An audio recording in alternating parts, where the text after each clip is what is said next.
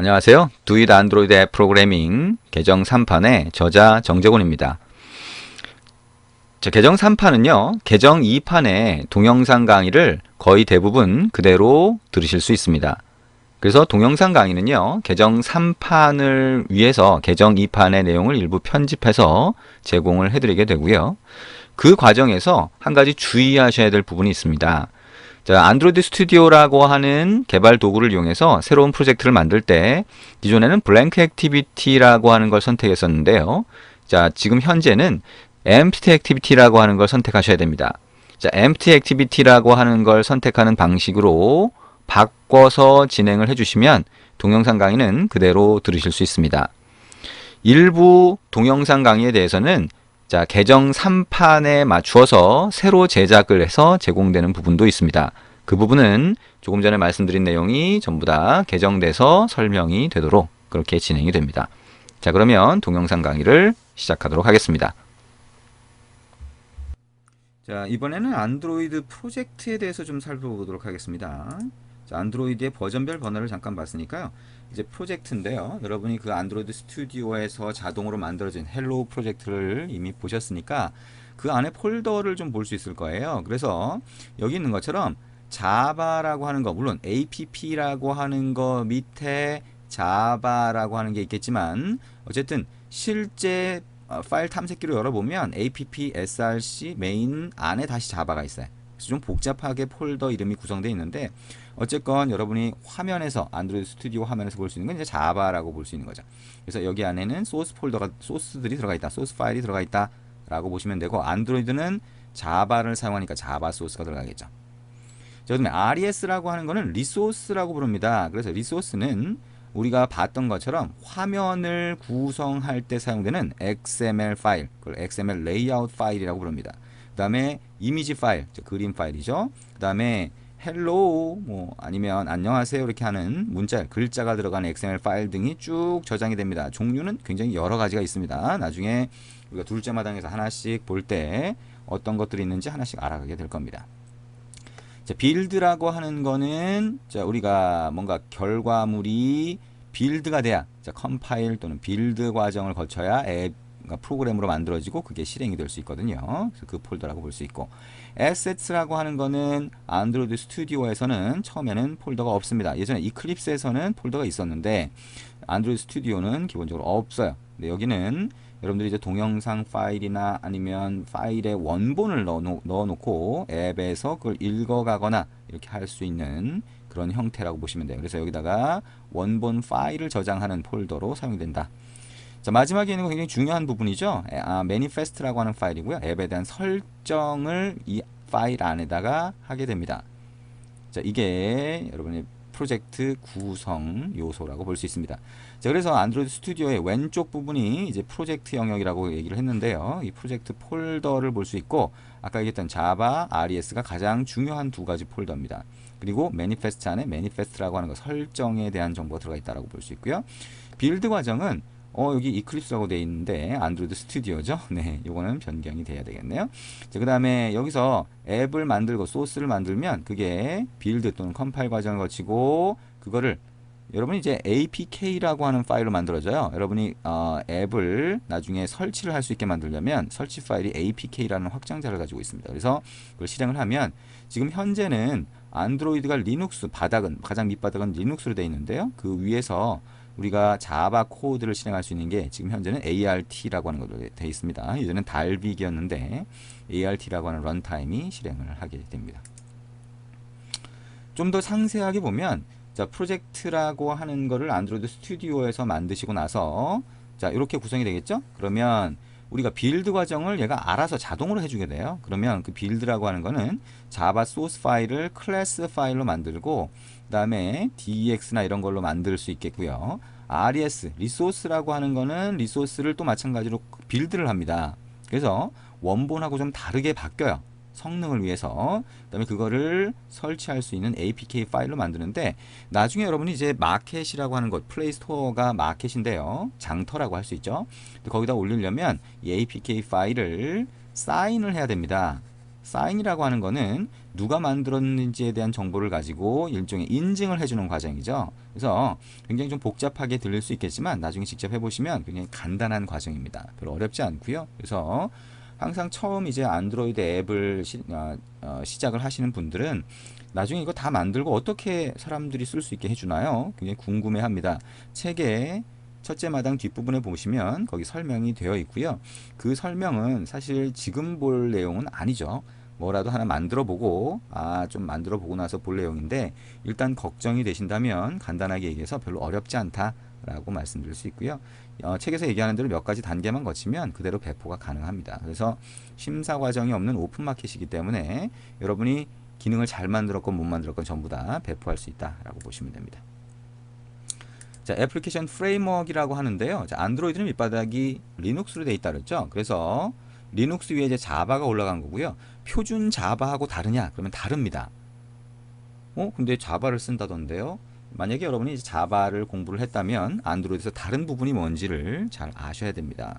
그게 얘기했던 것처럼 만약에 자바를 잘 모른다라고 하면 자바 플러스 안드로이드를 다루는 기술이라는 책에서 보시면 안드로이드는 화면을 간단하게 만들 수 있고 나머지는 자바에 대한 내용을 전부 다 설명을 하는데 일단 안드로이드는 기본적으로 화면을 만드는 방법이 달라요. 표준 자바하고 가장 큰 이유는 자바는 기본적으로 VM이라고 하는 걸 쓰기 때문에 버추얼 머신을 쓰기 때문에 성능이 떨어집니다. 그래서 스마트폰 같은 이런 하드웨어 사양이 PC보다 낮은 그런 저사양의 단말에서는 굉장히 느릴 수 있습니다. 느려질 수 있어요. 그래서 그 중에 가장 큰 부분이 그래픽 쪽에 화면을 보여주는 부분이 굉장히 느려질 수 있어요. 그래서 안드로이드는 기본적으로 화면 구성하는 이 라이브러리, 소위 API라고 하죠. 그 부분을 완전히 새로 만들었습니다. 그래서 표준 자바하고 가장 큰 부분이 뭐냐라고 물어본다면 화면을 보여주는, 화면을 구성하는 부분이겠죠.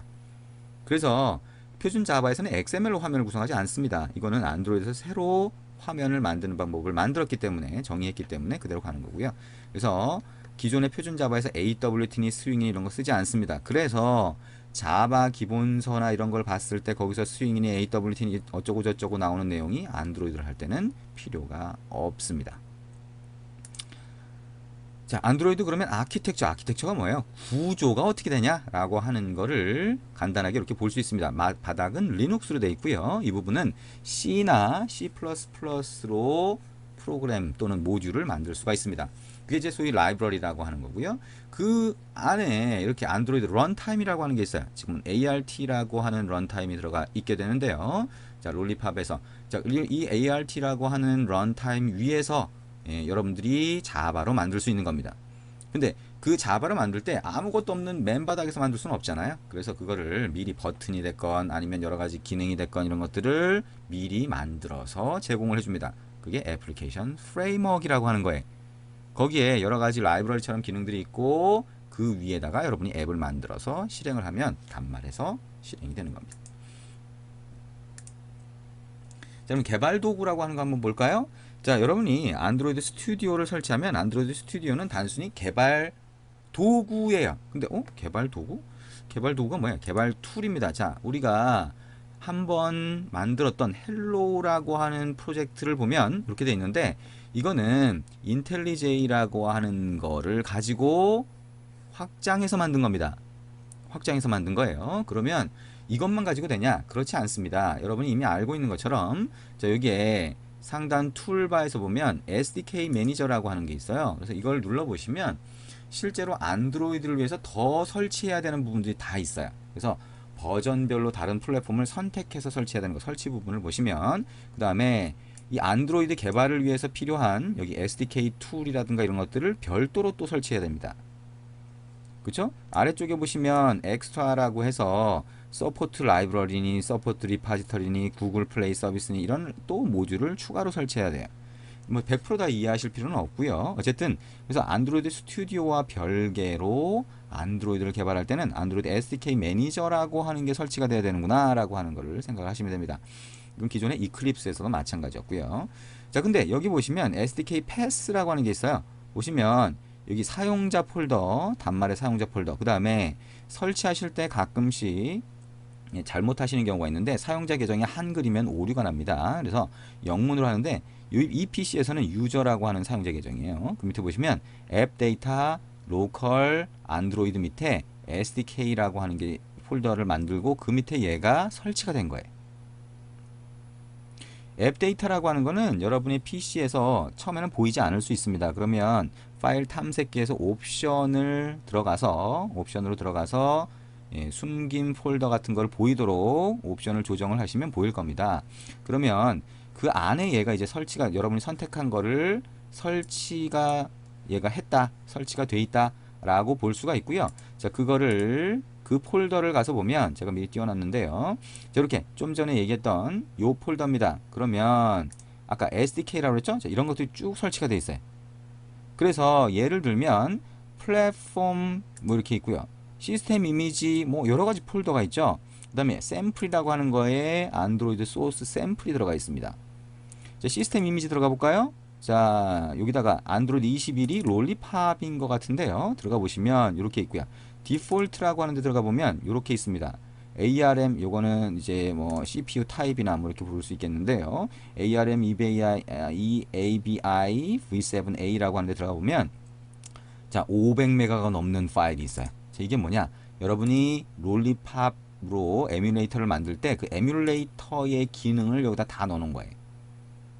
그래서 실제 단말기의 기능을 동작시키는 게 여기 있고요. 그래서 굉장히 큽니다. SDK 매니저로 뭔가 설치할 때 굉장히 오랜 시간이 걸리는 게 다운로드 받아서 설치할 파일이 굉장히 크기 때문이죠. 어쨌든 이렇게 폴더가 있는데요. 버전별로 설치를 하면 여기 폴더가 쭉 늘어나겠죠. 자, 그리고 여기에 툴스라고 하는 게 있습니다. 툴스 안에 들어가 보면 여기에 exe 파일이나 bat 파일 실행할 수 있는 것들이 있어요. 자, 이거에 대해서 이제 설명을 좀 할 겁니다. 어떤 것들이 있는지 설명을 할 거고요. 이거는 여러분이 앱을 만들 때 직접적으로 필요하지 않은 것들도 많아요. 그래서 그렇구나라고 하고 넘어가시고 나중에 필요할 때 이 부분을 다시 참조해 보시면 됩니다. 자, 그러면 다시 돌아가서 자, 지금 아까 툴스라고 하는 거기에는 뭐가 있는지 이런 것들 잠깐 설명을 하겠습니다. 일단 UI 뷰어라고 하는 게 있어요. 만약에 여러분이 실제 단말이나 아니면 에뮬레이터로 앱을 실행을 했다면 그 앱의 화면을 구성하는 이 버튼들이 어떤 거 안에 들어가 있는지를 바로 실시간으로 확인할 수가 있어요. 아, 이거 전체를 포함하고 있는, 나중에 배우겠지만 레이아웃이라고 하는 게 있고 그 안에 들어가 있구나라고 하는 걸 확인할 수가 있게 하는 게 UI 뷰어라고 하는 겁니다. 자, 디버그 브릿지라고 하는 게 있어요. 이거는 눈에 보이는 건 아니고요. 안드로이드 스튜디오를 사용을 한다면 안드로이드 스튜디오라고 하는 것과 실제 단말 또는 에뮬레이터가 연결되는 거는 ADB라고 하는 이 디버그 브릿지를 통해서입니다. 그래서 이 ADB라고 하는 게 밑바닥에서 동작하고 있다라고 보시면 되고, 실제로 여러분이 작업 관리자 이런 데 해서 프로세스 동작하고 있는 걸 보면 ADB라고 하는 프로세스가 동작하고 있는 걸 볼 수가 있습니다. 자, 9 패치라고 하는 건 나중에 한번 간단하게 설명을 드릴 건데요. 이미지가 자동으로 쭉 늘어났을 때 안드로이드는 크기에 따라서 이미지를 자동으로 늘리게 됩니다. 근데 이미지가 늘어났을 때 어떤 부분은 늘어나고 어떤 부분은 늘어나지 마라라고 하는 걸 지정할 수 있는 일종의 툴이라고 할 수가 있습니다. 자, 이 부분이 이제 되게 중요한 건데요. 아까 ADB라고 하는 건 눈에 보이지 않잖아요. 근데 여러분이 실제로 눈으로 볼 거는 여기 있는 DDMS입니다. 자, 한번 가서 볼까요? 자, 안드로이드 스튜디오라고 하는 데로 가서 자, 여기에 상단 툴바에서 오른쪽에서 두 번째네요. 안드로이드 디바이스 모니터라고 하는 거 아이콘이 있고요. 자, 이걸 클릭을 해보시면 별도의 화면이 뜨게 됩니다. 그래서 실제 여러분의 실제 단말이나 아니면 에뮬레이터의 내용을 확인하거나 아니면 단말에서 뿌려주는 소위 로그라고 하죠. 자, 어떤 메시지나 이런 것들을 볼 수 있게 해줍니다. 자, 이게 굉장히 크게 보이네요. 자, 이걸 좀 줄여서 이렇게 보면 이렇게 보이고요. 자, 에뮬레이터를 만약에 여러분이 실행을 한다면 에뮬레이터가 여기 하나가 딱 뜨게 됩니다. 그리고 그 안에 동작하는 프로세스가 여기 보이게 되고요. 그 다음에 로그 캣이라고 해서 로그를 여기서 볼 수가 있습니다. 그리고 그 안에 파일이 뭐가 들어있는지도 여기서 다 확인할 수가 있어요. 그래서 이거는 여러분들이 나중에 이것도 마찬가지로 실제 둘째 마당에서 하나씩 하면서 자꾸 반복적으로 하시다 보면 조금씩 건드리게 됩니다. 그래서 그때마다 아, 이런 거구나 라고 하는 거 쉽게 이해를 하실 수가 있을 겁니다. 자, 다시 돌아가서요. 자, 이게 DDMS라고 하는 거고요. 자, 우리가 에뮬레이터를 띄우게 되면 에뮬레이터를 가로 방향으로 돌리고 싶거나 실제 단말을 가로로 돌리면 이 앱의 화면이 이렇게 바뀌게 되잖아요. 그래서 그런 것처럼 기능을 만들고 그 다음에 테스트를 하고 싶다라고 하면 방향을 바꾸거나 뭐 이런 기능들을 사용을 하게 되는데 이게 에뮬레이터의 단축키입니다. 그래서 나중에 필요하다면 이걸 보고 단축키를 키보드에서 단축키를 누르면 에뮬레이터를 조작할 수 있다는 겁니다. 자, 이걸 다 외울 필요 없습니다. 그리고 외우는 거 자체도 의미가 없습니다. 여러분이 지금 요번에 지금 설명한 거는 나중에 필요하다. 둘째 마당에 하나하나 진행을 하면서 필요하다라고 하면 하나씩 찾아서 해보시면 됩니다. 자, 간단하게 우리가 개발 도구에 대해서 한번 같이 봤고요. 사실 그거 외에 실제 단말 연결하는 부분이 이제 첫째 마당에 있는데요. 그거는 그냥 따라해 보시면 됩니다. 실제 단말 연결하는 거는 삼성이면 삼성, LG면 LG 단말을 이제 많이 쓰게 되는데 그 단말기에 USB 드라이버라고 하는 거를 제조사 홈페이지나 이런 데서 다운로드 받아서 설치하시면 되고요. 그 다음에 단말을 연결한 다음에 단말에서 보안이라든가 이런 설정 정보를 조금 바꿔주시고 그 다음에 연결을 하면 대화 상자 같은 게 뜨면서 디버깅을 허용하시겠습니까? 이렇게 나올 겁니다. 그러면 얘를 눌러주시면 그 다음에 아까 보셨던 DDMS라고 하는 창에서 단말이 하나 보이게 될 겁니다. 그러면 이제 그때부터 여러분이 뭔가를 만드실 수 있는 상태가 됩니다. 그리고 마켓에 올리는 거는 제가 얘기했던 것처럼 어렵지 않습니다. 거기서 소위 인증서 같은 걸 직접 만들 수가 있는데 그런 것만 간단하게 만들 수만 있다면 거기 책에 다 나와 있고요. 만들 수만 있다면 쉽게 플레이스토어라고 하는 마켓에 올릴 수가 있습니다.